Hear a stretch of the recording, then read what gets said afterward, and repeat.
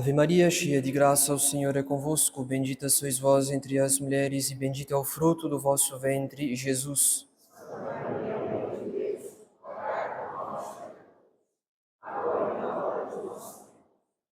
Queiram sentar-se. Nós ouvimos, na segunda-feira da quarta semana da Quaresma, nós ouvimos o Evangelho dos vendilhões do templo, e com que zelo nosso Senhor expulsa esses vendilhões, citando o profeta Isaías, que diz: minha casa é uma casa de oração. Ao longo da nossa vida católica, nós sempre imaginamos os vendilhões do templo como homens de mau caráter, avarentos, que usavam da casa de Deus para o comércio, sem nenhuma reverência para com o lugar santo. E, no entanto, nós nos enganamos.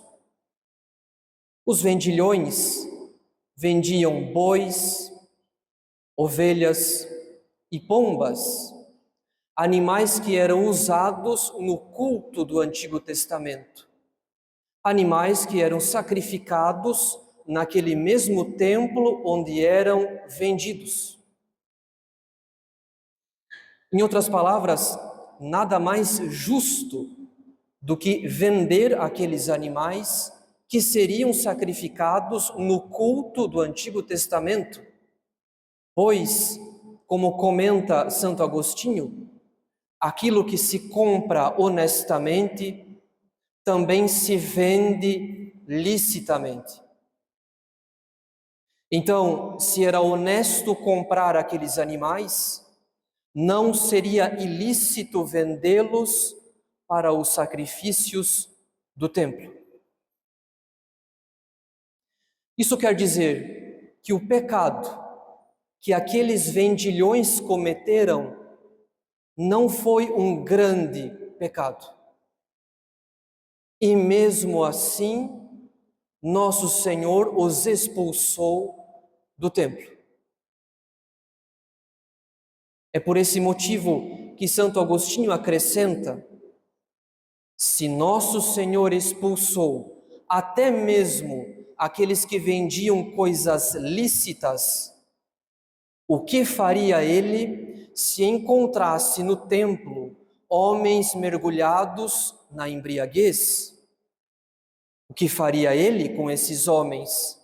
Ele que não tolerava no templo sequer a venda dos animais oferecidos em sacrifício.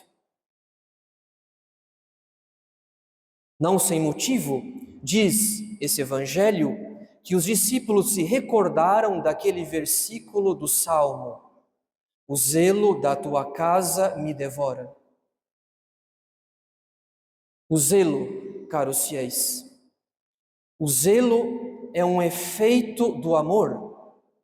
O zelo consiste num amor intenso, pelo qual a alma procura excluir tudo aquilo que se opõe ao amor, mesmo as menores coisas.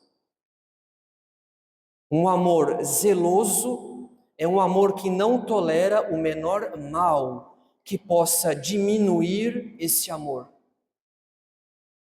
Portanto, a expulsão dos vendilhões do templo foi uma obra de zelo, porque a casa de Deus é apenas casa de oração e nada mais. O zelo da tua casa me devora. Ora, nós podemos encontrar nesse episódio do Evangelho uma certa semelhança com a nossa vida católica. Ou melhor, uma semelhança com um certo jeito de ser católico, bastante enraizado no nosso país. Um jeito todo brasileiro de ser católico, que não é virtuoso, que é desordenado. Afinal de contas, caros fiéis, foi muito cômodo para aqueles vendilhões vender as suas mercadorias no templo, pois aqueles animais serviriam para os sacrifícios praticados no próprio templo. Era cômodo, mas não era reverente, não era piedoso. Essa adaptação da virtude aos nossos interesses humanos, essa adaptação do sobrenatural aos nossos interesses naturais é própria das almas assidiosas, das almas que padecem do vício da assídia. A assídia, caros fiéis, é um dos pecados capitais. Esse termo, assídia, significa em grego falta de cuidado. O primeiro sinal da assídia numa alma consiste na falta de alegria que ela começa a sentir pelos bens sobrenaturais. Ou seja, a amizade com Deus não é mais a alegria dessa alma. Pelo contrário, a alma assidiosa começa a entristecer-se com as exigências dessa amizade. E por isso, em vez de se sentir atraída pelos bens sobrenaturais, em vez de sentir alegria pelos bens sobrenaturais, a alma assidiosa começa a sentir-se oprimida pelo peso das exigências da vida espiritual, ou melhor, das exigências da amizade com Deus, exigências que lhe custam, que lhe pesam, que lhe aborrecem. Então, a partir dessa tristeza, a alma assidiosa entrará num ciclo de negligência nos deveres da religião, de fuga daqueles deveres que lhe custam algum sacrifício, de divagação da mente, isto é, de curiosidade do mundo, e de fuga do recolhimento do espírito. E mesmo nesse ciclo se encontra a detestação dos bens sobrenaturais. A alma cai numa verdadeira detestação dos bens sobrenaturais, desejando que não houvesse nenhum preceito ou obrigação espiritual, porque esses deveres não apenas lhe entristecem, mas também lhe irritam. E, no entanto, devemos prestar atenção num detalhe: a alma assidiosa, a alma que sofre de assídia, não tem repugnância pelo próprio Deus, e sim pela amizade com Deus. Ou seja, é a amizade com Deus que pesa a alma assidiosa, não a presença de Deus. A presença de Deus não repugna a alma assidiosa. O que lhe repugna é o esforço, é o custo da amizade com Deus. O que lhe repugna são as exigências dessa amizade. É por esse motivo que a alma assidiosa costuma viver na graça santificante, porém, cometendo inúmeros pecados veniais voluntários, assim como adaptando, pouco a pouco, os seus deveres espirituais aos seus caprichos, até o momento em que abandona por completo esses deveres. Num primeiro momento, a alma assidiosa, a alma que sofre de assídia, procura cumprir, ainda que de má vontade, os seus deveres espirituais. Essa alma reza, ainda que sejam orações abreviadas e distraídas, na última hora do dia, quase que vencida pelo sono. Essa alma vai à missa, ainda que não faça esforço para chegar na igreja antes da cerimônia, a fim de fazer alguns instantes de preparação e de recolhimento, porque ela se consola com o fato de ter chegado na igreja antes do ofertório. Essa alma também se confessa e comunga, mas, quando se confessa, não prepara o exame de consciência e, quando comunga, logo se distrai, não conseguindo sustentar um diálogo com o coração de Jesus presente na Eucaristia. Porém, de negligência em negligência, a alma assidiosa adapta cada vez mais os seus deveres espirituais aos seus caprichos. Ela diminui as exigências da graça e dá mais liberdade às exigências da natureza humana ferida pelo pecado. Em resumo, ela pratica a religião movida cada vez mais por um espírito humano e natural e cada vez menos movida por um espírito divino e sobrenatural. É por esse motivo que a assídia, o pecado da assídia, nos faz pensar nos vendilhões do templo, caros fiéis, que não vendiam coisas ilícitas, mas faltavam com o zelo por causa do seu comodismo, que adapta as exigências do sobrenatural aos seus interesses humanos e naturais, a ponto de vender animais dentro do templo. Dito isso, nós podemos agora avançar ainda mais em nossa reflexão. Afinal, por acaso, essa mentalidade de vendilhão do templo, essa mentalidade moldada pela assídia, por acaso, ela não está enraizada na nossa cultura, na cultura do Brasil, de maneira que mesmo um católico convertido pode trazer consigo as marcas dessa mentalidade, sem perceber. De fato, o brasileiro se orgulha pela sua capacidade de resolver problemas difíceis com soluções fáceis. Ou melhor, ele se orgulha pela sua capacidade em dar jeito para tudo.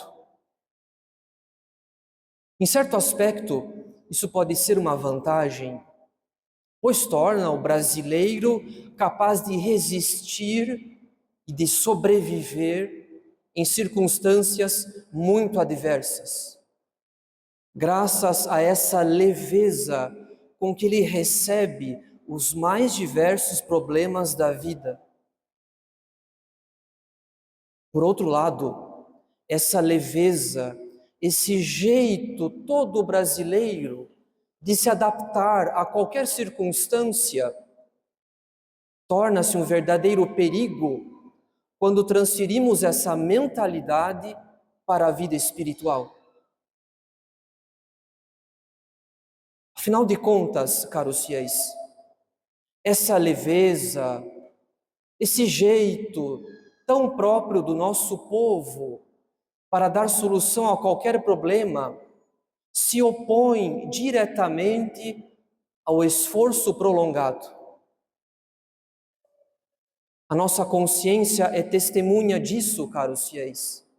Quando nós nos encontramos diante do esforço e do trabalho, nós procuramos, sempre que possível, uma via alternativa que nos permita alcançar um certo resultado que nos evite aquele esforço prolongado e sistemático. É por essa razão que, em nosso país, as formalidades das instituições não servem. Nós procuramos, sempre que possível, a intervenção de algum padrinho, que pode ser um amigo ou qualquer pessoa que nos deva algum favor, a fim de que esse padrinho nos dê vantagem naquela situação, o que torna todas as formalidades das instituições uma mera aparência de justiça.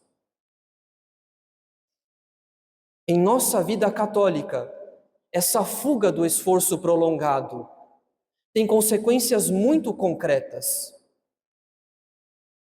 Por exemplo, o que é mais fácil, caros fiéis? O que é mais fácil?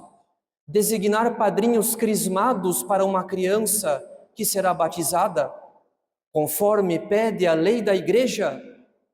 Ou pedir ao sacerdote, em particular, uma exceção no seu caso? Pois os padrinhos escolhidos por razões de afeto não são crismados. O que é mais fácil? Assistir fielmente às aulas de crisma ao longo de um ano? Ou pedir ao sacerdote uma exceção, prometendo que assistirá a aulas publicadas na internet? Quando muitas vezes não é a falta de tempo, não são os deveres de Estado que impedem a participação das aulas do apostolado, e sim a mera fuga do esforço prolongado. Em seguida, outra característica desse jeito tão próprio do nosso povo é a imprudência. Nós nos acostumamos com a imprudência em nossa vida. Nós não percebemos que nós somos imprudentes. Afinal de contas, nós temos uma preferência em resolver muitas questões da nossa vida mais por palpite do que por princípio.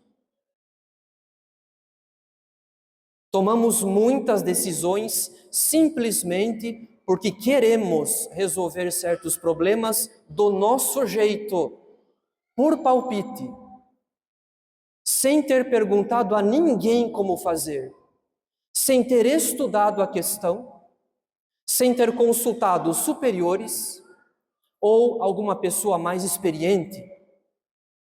E quando somos flagrados no erro, nós nos justificamos, em vez de reconhecer o erro. Em nossa vida católica, essa imprudência tem consequências muito concretas. Por exemplo, uma alma pode se precipitar num certo pecado grave pelo simples palpite de que, na sua opinião, não é grave, mesmo que haja vários sinais de que seja grave. Porém, o que mais conta para essa alma é a sua opinião, não o que ela ouviu no sermão, não o que ela leu num livro espiritual, e tampouco o exemplo das almas devotas. É o triunfo do palpite sobre a prudência. Em matéria de modéstia e de castidade, muitas vezes o que mais conta é o palpite, não os princípios ensinados pela Igreja, através da pregação, dos bons livros e dos conselhos de confessionário. Mas, quando o confessor disser a uma alma que aquilo era pecado, e pecado grave, por acaso a alma admitirá a culpa ou responderá: achava que não era pecado? Por acaso essa alma achava mesmo que não era pecado? Ou agiu com inconsideração, que é um defeito contrário à prudência? Além disso, outra característica desse jeito tão próprio do nosso povo é a oposição entre a teoria e a prática. Essa oposição afeta tanto a nossa vida familiar quanto a nossa vida profissional. Ela consiste na convicção pessoal de que não é possível viver segundo certos princípios morais, por causa da dificuldade que a maioria das pessoas sente para cumprir esses preceitos morais. E por isso, estamos frequentemente compensando essa dificuldade com atitudes que nos proporcionam um certo alívio de consciência e uma falsa sensação de dever cumprido. É por esse motivo que quando fazemos algo contra a consciência, logo procuramos nos justificar pensando ou dizendo: os outros também fazem.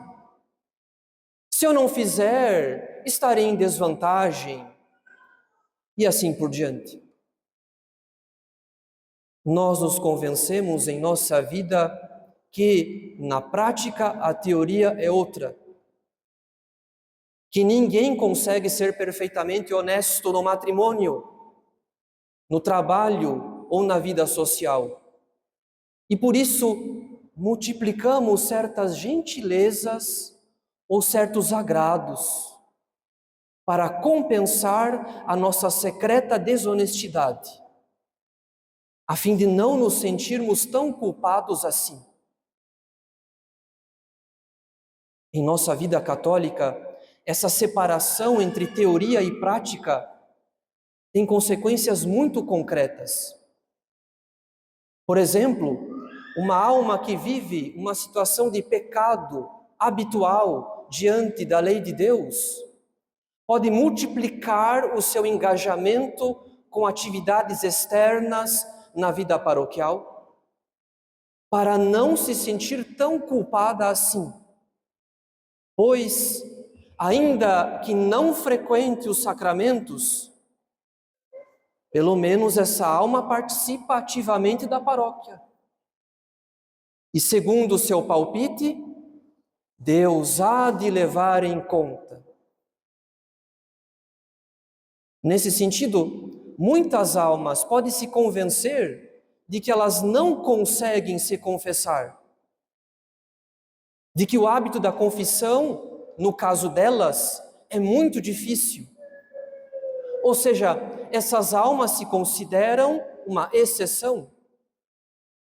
Os sacramentos são para os outros, não para elas. E por isso, o que lhes resta a fazer é servir a Deus de outro modo, partindo do mesmo palpite: Deus há de levar em conta. Na verdade, caros fiéis, essas almas pretendem construir um caminho próprio para chegar ao céu, em vez de entrar na via dada por nosso Senhor, quando Ele instituiu os sacramentos e aperfeiçoou os mandamentos. Essas almas se esquecem que quando nosso Senhor disse: sede santos, assim como o vosso Pai Celeste é santo, nosso Senhor ensinava ao povo, e não apenas aos apóstolos. Esse mandamento vale para todos, não apenas para uma elite que consegue viver segundo a regra. A consequência, caros fiéis, é que esse jeito tão próprio do nosso povo, quando ele se infiltra em nossa vida espiritual, a consequência é que nós procuramos na religião mais aquilo que nos agrada do que a nossa conversão.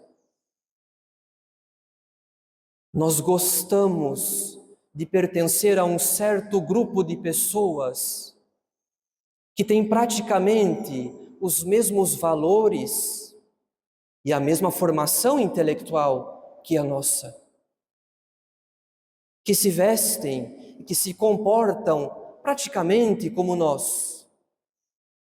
Nós gostamos dessa liturgia que agrada aos sentidos, que não nos irrita. Nós gostamos também dessas pregações que comentam o Evangelho segundo a interpretação dos padres da Igreja e dos santos. Essas pregações que se opõem aos erros que hoje estão disseminados em tantos ambientes eclesiais. Nós gostamos das procissões, dos sacramentais, das devoções. Porém, a nossa prática religiosa muitas vezes é mais estética do que moral. Nós nem sempre atingimos a reforma moral, a reforma de mentalidade, enfim, a reforma de vida que a religião deve realizar em nós. Pela adequação da nossa vida à lei do Evangelho, não apenas naquilo que nos agrada, mas também pela correção, pelo combate a tudo aquilo que se opõe, a tudo aquilo que é contrário a essa lei. Isso quer dizer, caros fiéis, que nós temos um modo muito humano e muito natural de viver a religião, que barganha com Deus a própria salvação. Em outras palavras, como nós sabemos que a nossa vida se encontra muitas vezes fora da lei do Evangelho, que a nossa consciência nos acusa de que não cumprimos todos os mandamentos e de que não frequentamos os sacramentos, nós então barganhamos com Deus a nossa salvação, consolando a própria consciência de que pelo menos nós participamos de uma procissão, nós rezamos um terço, nós ouvimos um sermão, nós ajudamos materialmente a igreja. E Deus há de levar em conta as nossas obras mais do que a vida que levamos. Nós criamos muitas vezes um catolicismo da exceção. Nós fazemos desse jeito brasileiro de ser católico praticamente o sistema espiritual que justifica as nossas escolhas, muitas vezes fora da lei do Evangelho, como se houvesse uma via de salvação para os que se encontram na exceção. E assim, nós criamos a espiritualidade dos vendilhões do templo. Uma espiritualidade contrária ao zelo. Uma espiritualidade que procura conciliar Deus e o mundo, a moral e o pecado. Uma espiritualidade própria das almas assidiosas, que não querem fazer esforço para se converter, para mudar de vida, porque julgam que haveria uma salvação também para os que se encontram na exceção. Essas almas assidiosas se esquecem que no Evangelho está escrito: o reino dos céus é arrebatado à força, e são os violentos que o conquistam. É por esse motivo, caros fiéis, que nós devemos examinar se a nossa vida católica, por acaso, não é toda contrária ao zelo que nosso Senhor nos manifestou na sua paixão. A paixão, caros fiéis, é a máxima manifestação do zelo de nosso Senhor. zelo pela glória do Pai, zelo em reparar os pecados, zelo em salvar todas as almas, mesmo as mais desviadas. Ninguém pode compreender o mistério da paixão senão adquirindo o Espírito de Jesus Cristo, que é um espírito de caridade ardente, que é um espírito de zelo. Nós podemos hoje, nessa liturgia, oscular a cruz,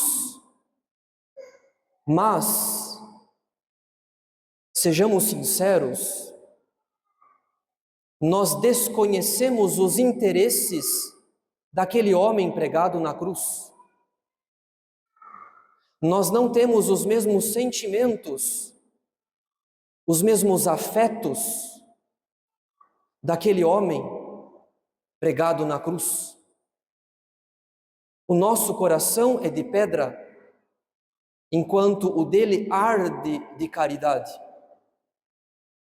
Nós vivemos uma religião das aparências, enquanto ele quer encher o nosso interior da caridade excessiva que arde no seu sagrado coração. Hoje, caros fiéis, nós devemos admitir com sinceridade que nós somos a vergonha da igreja, porque nós chegamos onde chegamos e mesmo assim nós não vivemos de todo o coração a lei do Evangelho. Pelo contrário, nós acomodamos os interesses de nosso Senhor aos nossos interesses humanos e naturais. Nós procuramos conciliar em nossa alma o amor a Deus e o amor ao mundo.